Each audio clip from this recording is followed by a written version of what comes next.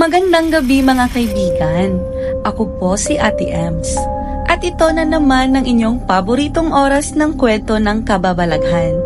Mga kwento ng takot at kwento ng mga hindi malilimutang karanasan. Sa gabing ito, may isang tagapakinig tayong magbabahagi ng kanyang kwento. Isang kwentong matagal na niyang itinatago. Ngunit bago tayo magpatuloy, nais kong magpasalamat sa lahat ng mga sumusubaybay at nagpapadala ng kanilang mga kwento. Huwag kalimutan mga ka-Ems, panalalang kayo ng inyong mga kwento sa ating YouTube channel at baka ikaw na ang susunod na mapagkwentuhan. Ngayon, makinig tayo sa kwento ng ating tagapakinig na ipinadala sa ating YouTube channel. Ang kwento niya ay may pamagat na Ang lalaking matipuno na laging nakatingin sa akin. Pakinggan natin. Magandang gabi po, Ate Ems. Ako po si Leia, isang simpleng babae na naninirahan sa isang maliit na bayan. Matagal na po akong tagapakinig ng inyong programa at napagpasyahan ko po na isalaysay ang isang karanasan na hindi ko po makalimutan hanggang ngayon. Huwag po kayong mag-alala, ito po ay hindi isang kwentong kathang-isip. Ito po ay isang tunay na nangyari sa akin. Nagsimula po ang lahat nang magbakasyon ako sa isang probinsya ng aking tita. Isang tahimik na lugar, puno ng mga puno at malalim na kagubatan. Sa unang araw ng aking pagdating, nakita ko ang isang lalaking matipuno at malakas ang tindig. Nakasuot siya ng itim na jacket at maong at madalas siyang maglakad sa paligid ng bahay ng tita ko. Ang kakaibang bagay po ay hindi siya mukhang taga roon at wala naman siyang mga kasama. Sa bawat kanto ng bakuran, palaging may mga mata akong nararamdaman. Mga mata na nakatingin sa akin. Nagtataka po ako kasi bawat galaw ko parang may sumusubaybay sa akin. Huwag po kayong magkamali, hindi siya bastos na lalaki. Hindi siya malapit, pero may isang malupit na lakas sa kanyang mga mata na para bang binabasa niya ang bawat galak at takot ko sa loob ko. Isang gabi, habang naglalakad ako sa gilid ng kalsada, nakita ko siya mula sa malayo. Mabilis po akong naglakad pa uwi, pero nang lingunin ko siya, nakita ko ang kanyang mukha.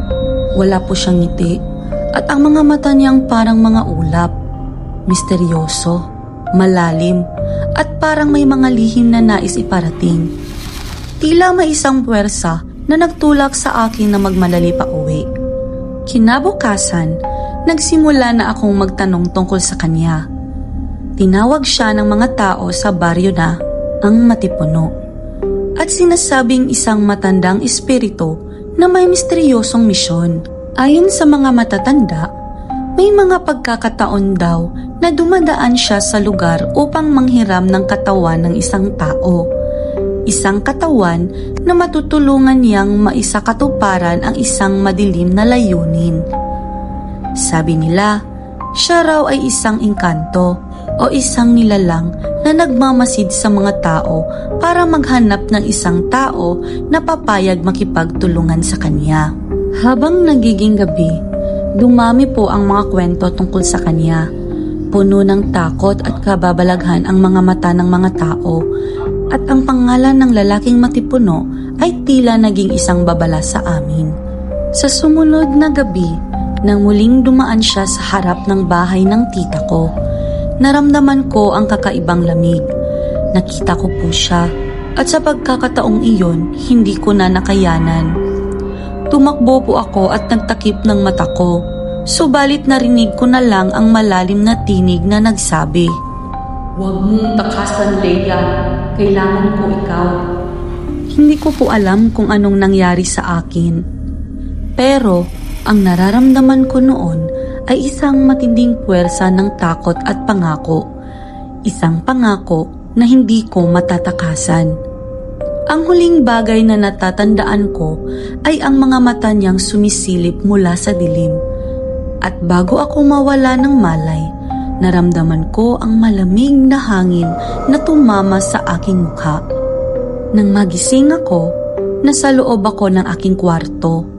Ngunit ang aking katawan ay parang nawawala ang lakas. Wala na po ang lalaking matipuno. Ngunit ang mga mata niya ay tila nandoon pa rin, nakatingin sa akin. Bawat araw ay dumaan, ngunit ang takot ay patuloy na bumangon sa aking puso. Hanggang ngayon, hindi ko alam kung ano ang nangyari o kung babalik pa siya sa aking buhay. Napakahirap po ng nararamdaman ni Leia, mga kahadlukanon. Ipinapaalala sa atin ng kwento niyang ito na may mga bagay na hindi natin kayang kontrolin at may mga nilalang na hindi natin nauunawaan. Ang mga misteryoso at hindi nakikitang nilalang ay maaaring maghintay sa bawat sulok ng ating buhay. Kaya't maging maingat po tayo at tandaan, may mga mata na laging nakatingin sa atin, mga mata na puno ng lihim. Maraming salamat po sa pagbahagi ng iyong kwento, Leia. Huwag kayong mag-alala, ang inyong kwento ay magiging gabay para sa iba pang mga tagapakinig natin na maaaring nakaranas ng katulad na karanasan. Maraming salamat mga hadlukanon sa pagsama sa akin sa isang gabing puno ng takot at kababalaghan. Sana'y nagustuhan nyo ang kwento natin ngayong gabi. Huwag kalimutang mag-subscribe at pindutin na rin ang bell icon para hindi ninyo ma-miss ang mga bagong kwento na tiyak magpapatinggal sa inyo. Kung may karanasan kayong nais ibahagi, i-comment lang sa ibaba o isend sa ating email. Baka ito na ang susunod na kwento na magiging tampok sa ating channel. Kita-kits tayo sa susunod na video at tandaan, sa bawat kwento may katotohanan. Hanggang sa muli mga kahadlukanon.